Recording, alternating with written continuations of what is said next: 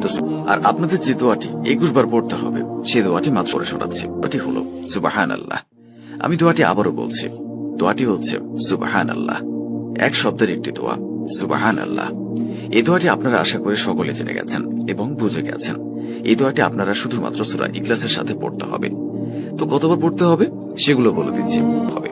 এবং সেই 21 বার পড়ার পর যখন আপনাদের কাছে টাকা আসবে, তো সেই সময় আপনারা যখন এই আমলটি করবেন তখন কিন্তু কোনোভাবে সূরা ইখলাস ভুল করে পড়া যাবে না। তো সূরা ইখলাস এখন আমি আপনাদেরকে মাত্র একবার তিলাওয়াত করে শোনাচ্ছি। আপনারা সবাই মনোযোগ দিয়ে শুনুন। বিসমিল্লাহির রহমানির রহিম। কুল হুয়াল্লাহু আহাদ, আল্লাহুস সামাদ, লাম ইয়ালিদ ওয়া লাম ইউলাদ ওয়া লাম ইয়াকুল লাহু কুফুয়ান আহাদ। তো আশা করি আপনারা শুনতে পেয়েছেন সূরা ইখলাসটি। এটা হচ্ছে সূরা ইখলাস, খুবই ছোট্ট একটি সূরা, পবিত্র আল কোরআন শরীফের খুবই পবিত্র একটি সূরা। এই সূরাটি আপনারা কিভাবে পড়বেন, এমনটি তো আপনারা সকলেই করতে পারবেন, কিন্তু যখন আপনারা এমনটি